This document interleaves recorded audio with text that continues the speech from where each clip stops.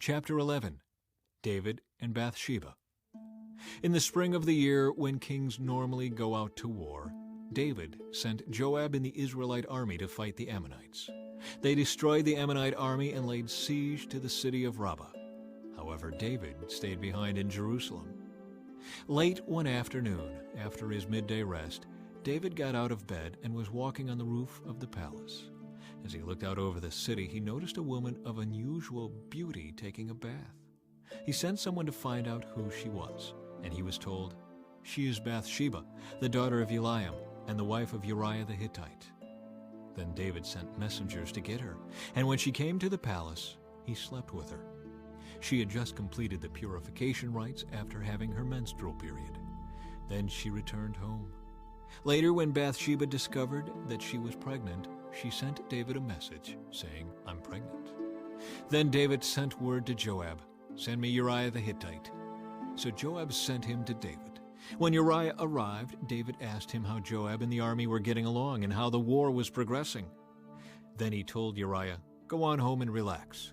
David even sent a gift to Uriah after he had left the palace. But Uriah didn't go home. He slept that night at the palace entrance with the king's palace guard. When David heard that Uriah had not gone home, he summoned him and asked, "What's the matter? Why didn't you go home last night after being away for so long?"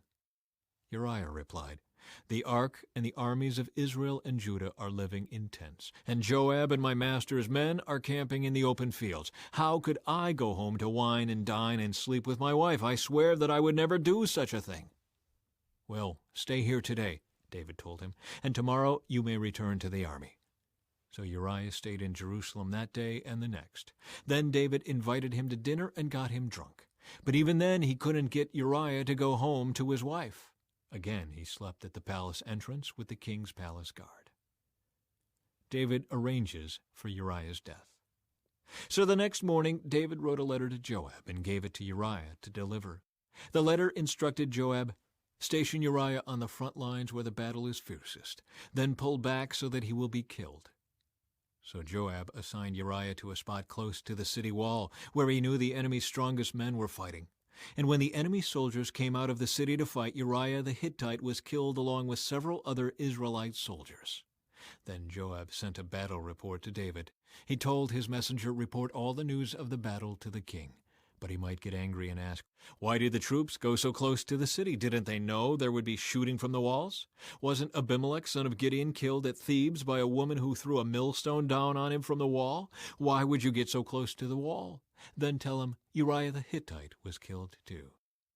So the messenger went to Jerusalem and gave a complete report to David. "The enemy came out against us in the open fields," he said, "and as we chased them back to the city gate, the archers on the wall shot arrows at us. Some of the king's men were killed, including Uriah the Hittite." "Well, tell Joab not to be discouraged," David said. "The sword devours this one today and that one tomorrow. Fight harder next time and conquer the city." When Uriah's wife heard that her husband was dead, she mourned for him. When the period of mourning was over, David sent for her and brought her to the palace, and she became one of his wives. Then she gave birth to a son. But the Lord was displeased with what David had done. Nathan rebukes David. So the Lord sent Nathan the prophet to tell David this story. There were two men in a certain town. One was rich and one was poor. The rich man owned a great many sheep and cattle. The poor man owned nothing but one little lamb he had bought. He raised that little lamb, and it grew up with his children. It ate from the man's own plate and drank from his cup. He cuddled it in his arms like a baby daughter. One day a guest arrived at the home of the rich man. But instead of killing an animal from his own flock or herd, he took the poor man's lamb and killed it and prepared it for his guest. David was furious.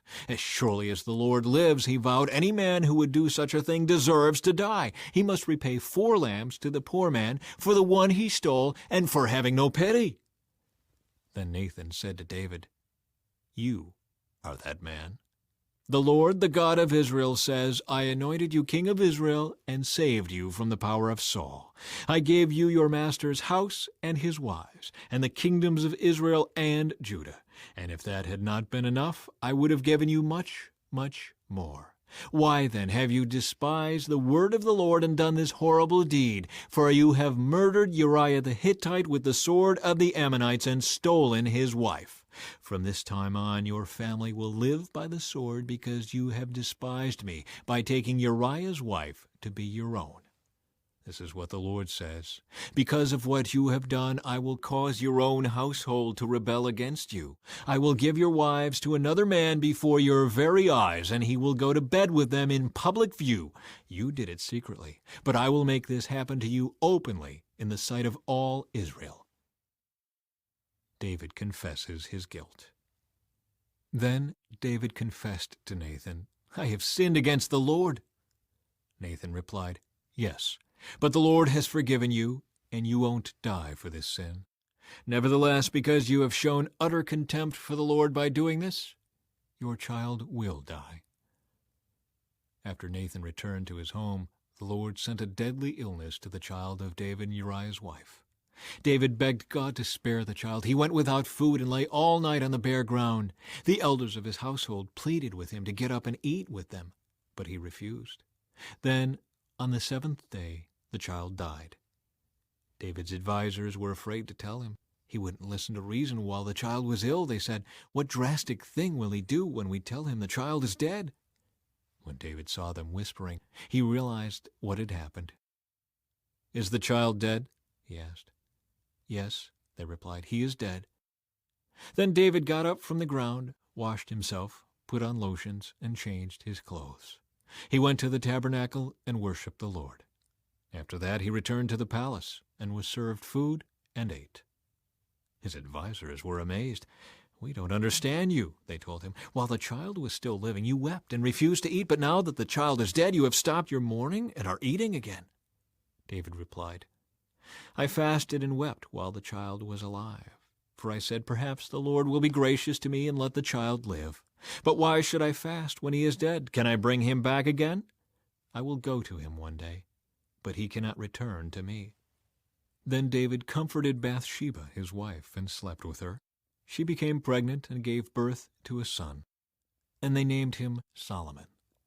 The Lord loved the child and sent word through Nathan the prophet that they should name him Jedediah, which means beloved of the Lord, as the Lord had commanded. David captures Rabbah. Meanwhile, Joab was fighting against Rabbah, the capital of Ammon, and he captured the royal fortifications. Joab sent messengers to tell David, "I have fought against Rabbah and captured its water supply.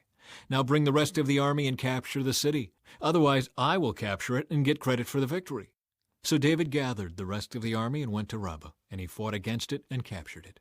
David removed the crown from the king's head, and it was placed on his own head. The crown was made of gold and set with gems, and it weighed 75 pounds.